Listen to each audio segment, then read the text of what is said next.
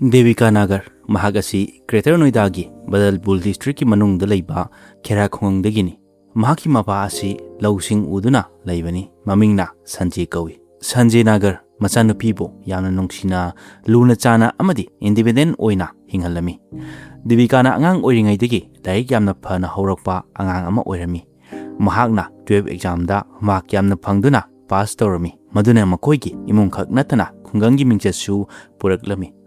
Makatana, Devikana BA, degree Lorami. Mahagna, Laik Pana Horopa Aduda, Makoigi, Imung Manungi Myoishinshu, Harau Zerami, Asumna, Makoi Imung Manungi Chanana, Himinarami. Laik Tambada, Mahagna, Mark Wang Purakpa, Topper Tarakpa Aduna, Professor Digi Horaga, Students Kuding Magna, Mahakpo, Ikai Kumnaba, Ulami. Asumna postgraduate lurami, Mahagna Larik Paba, degree ma'am ama Panglakiba Aduna, Makoigi Kunganga, Larik Laisho, Yamna Haibishingi Marakta, Debikasu ama Oirami. Aduga Debikana, Makoigi Kungangi Angang Singbu, Mahi Masing Tamhanba, Pamlami. Debikana, Gormengi, Oza Oibasu, Pamduna, Lakibani, Maramachina, Oza Oibada, Matokta, degree, DET, Amadi, CTE Digi, Pass Taunaba, Preparation Torami. Mahagna ayama matamda Larik Paduna, Hariba, degree sing asi, Lobangamnaba, Amadi, Mi ama Oinaba, Yamna Kana, Hona Jeremy. Asumna matam Hausilakpa Aduna, Debikagi Mama Mapana, Mabu Luhuminaba, Kanaba, Horami, Marak Aduda, Debikana, Mama Mapada, Makoina Siliba, Luhongma Adu, Yarage, Adubu, Luhonglava Matung the Shu, Mahagna, teacher ama Oinaba, Makatana, Larik Tamtanabashu, Hirami. Hariba adu mahake mama mapana yarami asumna Debikana pamjaba thunghanba ngamgudaba nupa ama thiba horami makoina thirakpa aduna Greater Noidagi Jalpura khungangda leiba Ritik Tanwarga thengnarami Ritiki mama mapa aduga machanpi ani amaga leibani Ritiki mapagi mamingna Manos Kawi mahangasi mafam adugi yamna chawna mai paklaba property dealer gi business tawba miyoi amani Manosta selgi awatpa leramdi mahana property leiba yonba tawbada makhal kayagi miyoi haibadi achau asang kayaga sanga tawrami aduga mahaki maming asi miyamna mahakpu Manos Pradhan hainasu khangnarami Manos Pradhan gi oiba mamal yamlaba property kaya ama leirami haiba property sing adudagi thada lupa kaya su laklibani aduga mamal tangba kar kaya amasu lei aduga Ritik su Manos ki thabak aduda yengchenba yarami haibadi Ritikna lam leiba yonba tawbada amadi site visit tawbada mahakna yengchinba amadi final deal tawrami aduda natana makoyi school leiba adusu Ritikna yengchinbada yarami Ritik asi mathanda pokpa oibana haibadi nupa mathanda pokpa oibana sampati pumba magi oiribani Laik Laisu haiba adunasu Debikagi imung manungi miyoina Ritikka luhongbirabadi Debikagi apamba adusu maning thungjarani oza oiba adusu yaragani haina khanarami asumna ahal laman tanaduna Debika amadi Ritik makoi ani luhongnaba haina singnarami adubu masi pumnumaksiki mangoinana Debikagi mapana Manosda hairami Debikana luhonglaba matungdasu Debikana tabak tawwa haibadi oza oibada athengma thamdanaba hairami Manosnasu maduda karisu athingma thamdana yaramki aduga Debikana atopa school amada tabak tawgi mahut makoyi school adugi oza ohenba amadi karigumba tangai fadrabadi mahaki mamingda school ama hanglabasu hangani aduda natana mahakna makatana larik tamthaningba leirabasu tamthabada ayetpa piroi Debika asi mamau ama oina yengloi makoigi hek pokchabi machanupi amagumna yengshinbigani hairami hairiba mayam adu Ritiki mapana loina yarakpadagi Debikagi imung manungi miyoisingnasu Ritiki imungi miyoisingbo thajarami asumna luhongba adu yanakibani asumna makoi anina 11 December 2024 da luhongkibani Debikagi mapanasu machanupina afaba imung amada chachakhiba haibasi makoigisu apenba oirami luhongbada awatpa karisu lehendana paisa mayam ama thadaduna yamna chawna luhongbirami aduda natana machanupina nungaina leijinabagi damak Debikagi mapana sana lupana chingba lupa crore amadagi henba polamsing pikirami maduda Scorpio car amasu yaurami haibasing adu makoigi chatnabida haibadi luhonglaba matungda dawri oina pikiba ngaktani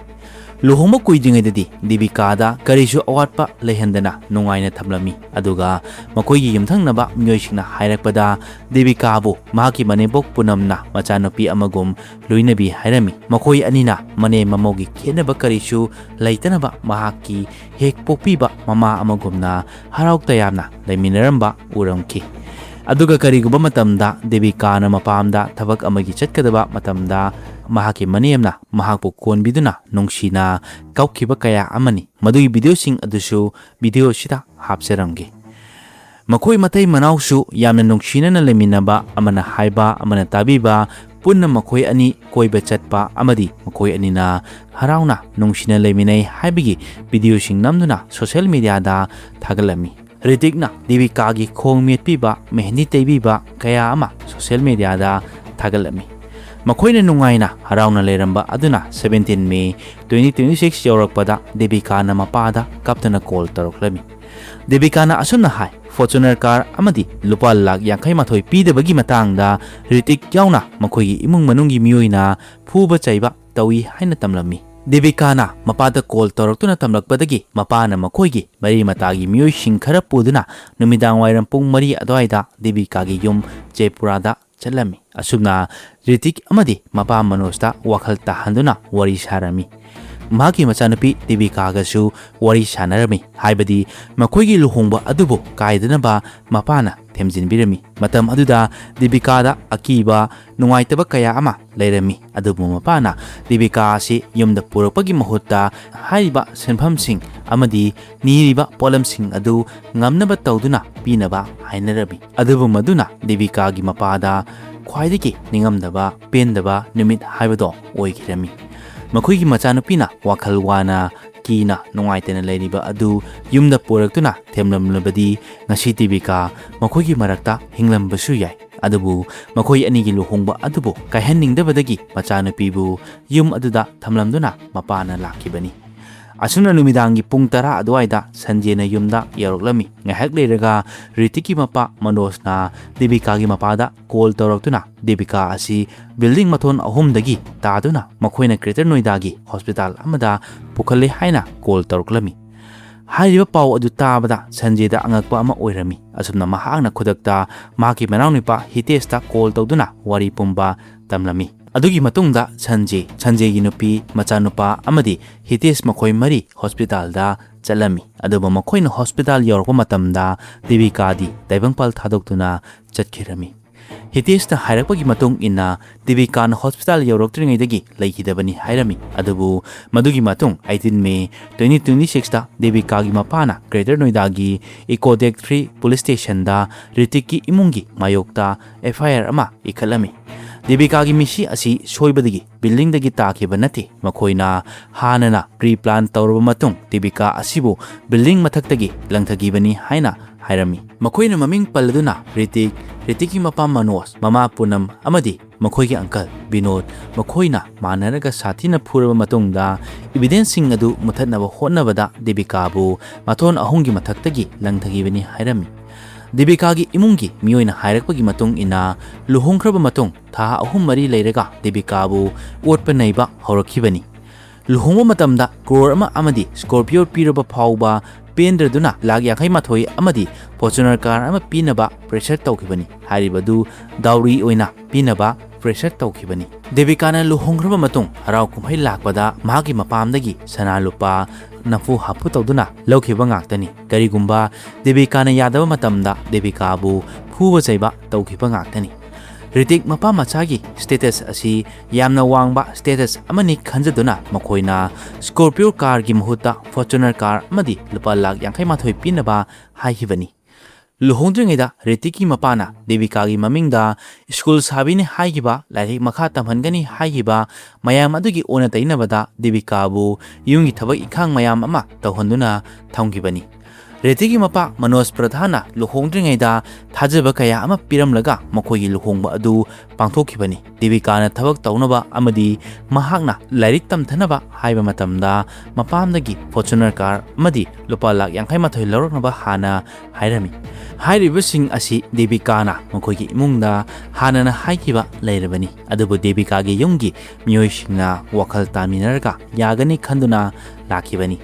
ꯃꯈꯣꯏꯅ ꯗꯦꯕꯤꯀꯥꯒꯤ ꯌꯨꯝꯗ ꯆꯠꯇꯨꯅ ꯃꯈꯣꯏꯒꯤ ꯑꯍꯜ ꯂꯃꯟꯁꯤꯡꯒ ꯋꯥꯔꯤ ꯁꯥꯅꯗꯨꯅ ꯌꯥꯅꯕ ꯄꯣꯔꯛꯀꯅꯤ ꯈꯟꯗꯨꯅ ꯂꯩꯔꯛꯈꯤꯕ ꯑꯗꯨꯅ ꯗꯦꯕꯤꯀꯥꯒꯤ ꯊꯋꯥꯏ ꯂꯣꯏꯈꯤꯕꯅꯤ꯫ ꯑꯗꯨꯕꯨ ꯗꯦꯕꯤꯀꯥꯒꯤ ꯃꯃꯥ ꯃꯄꯥꯒꯤ ꯋꯥꯈꯜꯂꯣꯟ ꯑꯗꯨꯁꯨ ꯑꯃꯔꯣꯝꯗ ꯌꯦꯡꯂꯒꯗꯤ ꯆꯨꯝꯂꯤꯕꯅꯤ꯫ ꯃꯈꯣꯏꯒꯤ ꯃꯆꯥꯅꯨꯄꯤꯅ ꯌꯨꯝꯅꯥꯛ ꯁꯥꯒꯩ ꯑꯣꯟꯗꯨꯅ ꯑꯇꯣꯞꯄ ꯌꯨꯝ ꯑꯃꯗ ꯆꯠꯈꯤꯕ ꯂꯨꯍꯣꯡꯈꯤꯕ ꯍꯥꯏꯕꯁꯤ ꯂꯨꯍꯣꯡꯕ ꯑꯗꯨꯕꯨ ꯀꯥꯏꯍꯟꯅꯤꯡꯗꯕꯗꯒꯤ ꯗꯦꯕꯤꯀꯥꯒꯤ ꯃꯃꯥ ꯃꯄꯥꯅ ꯍꯥꯏꯔꯤꯕꯁꯤꯡ ꯑꯗꯨ ꯇꯥꯗꯗꯨꯅ ꯂꯨꯍꯣꯡꯕ ꯀꯥꯏꯗꯅꯕ ꯁꯤꯟꯈꯤꯕ ꯉꯥꯛꯇꯅꯤ꯫ ꯑꯗꯨꯒ ꯑꯃꯅ ꯂꯩꯀꯥꯏꯒꯤ ꯃꯤꯑꯣꯏꯁꯤꯡꯅ ꯍꯥꯏꯔꯛꯄꯗ ꯁꯟꯖꯦꯅ ꯂꯥꯛꯈꯤꯕ ꯑꯗꯨ ꯔꯤꯇꯤꯛꯀꯤ ꯑꯟꯇꯤ ꯑꯃ ꯅꯥꯕꯒꯤ ꯍꯪꯕ ꯂꯥꯛꯈꯤꯕꯅꯤ ꯍꯥꯏꯔꯝꯃꯤ꯫ ꯑꯗꯨꯒ ꯃꯈꯣꯏꯅ ꯆꯥꯛ ꯆꯥꯃꯤꯟꯅꯔꯕ ꯃꯇꯨꯡꯗ ꯌꯨꯝꯗ ꯍꯟꯈꯤꯕꯅꯤ꯫ ꯍꯥꯏꯔꯤꯕ ꯅꯨꯃꯤꯠ ꯑꯗꯨꯗ ꯔꯤꯇꯤꯛꯅ ꯗꯦꯕꯤꯀꯥꯗ ꯋꯥ ꯍꯥꯏꯕꯗ ꯇꯥꯗꯕ ꯑꯗꯨꯅ ꯃꯔꯝ ꯑꯣꯏꯔꯒ ꯃꯈꯣꯏ ꯑꯅꯤ ꯈꯠꯅꯈꯤꯕꯅꯤ꯫ ꯑꯗꯨꯒ ꯗꯦꯕꯤꯀꯥꯅ ꯃꯊꯛꯀꯤ ꯐ꯭ꯂꯣꯔꯗ ꯀꯥꯈꯠꯇꯨꯅ ꯃꯄꯥꯟꯗ ꯊꯣꯡ ꯂꯣꯟꯁꯤꯟꯈꯤꯕꯅꯤ꯫ ꯔꯤꯇꯤꯛꯅ ꯈꯥꯝꯂꯕꯁꯨ ꯗꯦꯕꯤꯀꯥꯅ ꯇꯥꯗꯗꯨꯅ ꯃꯈꯥꯗ ꯃꯁꯥ ꯃꯊꯟꯇ ꯆꯣꯡꯊꯖꯈꯤꯕꯅꯤ ꯍꯥꯏꯔꯝꯃꯤ꯫ ꯂꯩꯀꯥꯏꯒꯤ ꯃꯤꯑꯣꯏꯁꯤꯡꯅ ꯇꯝꯕꯗ ꯃꯈꯣꯜ ꯈꯔ ꯇꯥꯕꯗꯒꯤ ꯊꯣꯔꯛꯇꯨꯅ ꯌꯦꯡꯉꯨꯕꯗ ꯃꯈꯥꯗ ꯗꯦꯕꯤꯀꯥ ꯇꯥꯗꯨꯅ ꯂꯩꯔꯝꯕ ꯑꯗꯨꯒ ꯔꯤꯇꯤꯛꯅ ꯁꯤꯔꯤꯗꯒꯤ ꯆꯦꯟꯊꯔꯛꯈꯤꯕ ꯑꯗꯨꯒ ꯗꯦꯕꯤꯀꯥꯒꯤ ꯍꯛꯆꯥꯡꯗ ꯌꯦꯡꯕ ꯃꯇꯝꯗ ꯃꯈꯨꯠꯇ ꯋꯥꯌꯔ ꯌꯦꯠꯁꯤꯜꯂꯝꯕ ꯊꯦꯡꯅꯈꯤ꯫ ꯑꯁꯨꯝꯅ ꯂꯩꯀꯥꯏꯒꯤ ꯃꯤꯑꯣꯏꯁꯤꯡ ꯃꯅꯣꯖꯀꯤ ꯒꯥꯔꯤꯗ ꯍꯥꯞꯆꯤꯟꯗꯨꯅ ꯔꯤꯇꯤꯛ ꯃꯅꯣꯖ ꯃꯈꯣꯏꯅ ꯍꯣꯁꯄꯤꯇꯥꯜꯗ ꯄꯨꯈꯠꯈꯤꯕꯅꯤ꯫ ꯑꯗꯨꯕꯨ ꯂꯃꯈꯥꯡꯗ ꯀꯟꯕ ꯉꯝꯗꯕꯗꯒꯤ ꯂꯩꯈꯤꯗꯕꯅꯤ꯫ ꯑꯗꯨꯒ ꯑꯃꯅ ꯗꯦꯕꯤꯀꯥꯒꯤ ꯌꯨꯝꯒꯤ ꯃꯤꯑꯣꯏꯁꯤꯡꯅ ꯗꯦꯕꯤꯀꯥꯕꯨ ꯌꯨꯝꯒꯤ ꯊꯕꯛ ꯁꯨꯍꯟꯗꯨꯅ ꯑꯣꯠꯄ ꯅꯩꯕ ꯇꯧꯏ ꯍꯥꯏꯔꯤꯕ ꯑꯗꯨ ꯑꯣꯏꯗ ꯄꯥꯗꯕ ꯃꯈꯣꯏꯅ ꯍꯥꯏꯖꯤꯟꯕꯅꯤ ꯍꯥꯏꯅ ꯍꯥꯏꯔꯝꯈꯤ꯫ ꯃꯔꯝꯗꯤ ꯔꯤꯇꯤꯛꯀꯤ ꯃꯄꯥ ꯃꯅꯣꯖꯅ ꯊꯕꯛ ꯁꯨꯕꯤꯅꯕ ꯊꯥꯗ ꯂꯨꯄꯥ 19,000 ꯄꯤꯗꯨꯅ ꯊꯕꯛ ꯁꯨꯕꯤꯅꯕ ꯃꯤꯑꯣꯏ ꯑꯃ ꯊꯝꯃꯤ꯫ ꯊꯕꯛ ꯁꯨꯕꯤ ꯑꯗꯨꯅ ꯑꯌꯨꯛꯀꯤ ꯄꯨꯡ 9ꯗꯒꯤ ꯂꯥꯛꯂꯒ ꯅꯨꯃꯤꯗꯥꯡꯒꯤ ꯄꯨꯡ 9ꯗ ꯍꯟꯕꯅꯤ꯫ ꯃꯔꯛ ꯑꯁꯤꯗ ꯗꯦꯕꯤꯀꯥꯗ ꯑꯋꯥꯕ ꯀꯔꯤꯁꯨ ꯂꯩꯍꯟꯗꯦ ꯍꯥꯏꯔꯝꯃꯤ꯫ ꯏꯟꯇꯔꯚ꯭ꯌꯨ ꯑꯃꯗ ꯔꯤꯇꯤꯛꯀꯤ ꯃꯔꯤ ꯃꯇꯥꯒꯤ ꯃꯤꯑꯣꯏꯁꯤꯡꯗ ꯗꯦꯕꯤꯀꯥꯅ ꯁꯤꯔꯤꯕꯁꯤ ꯃꯁꯥ ꯃꯊꯟꯇ ꯁꯤꯖꯕ ꯑꯣꯏꯔꯝꯒꯗ꯭ꯔꯥ ꯅꯠꯇ꯭ꯔꯒꯅ ꯌꯨꯝꯒꯤ ꯃꯤꯑꯣꯏꯅ ꯍꯥꯠꯄ ꯑꯣꯏꯔꯝꯒꯗ꯭ꯔꯥ ꯍꯥꯏꯅ ꯍꯪꯕꯗ ꯗꯦꯕꯤꯀꯥ ꯃꯁꯥ ꯃꯊꯟꯇ ꯁꯤꯖꯕ ꯑꯣꯏꯔꯝꯒꯅꯤ ꯍꯥꯏꯅ ꯈꯨꯝꯂꯝꯈꯤ꯫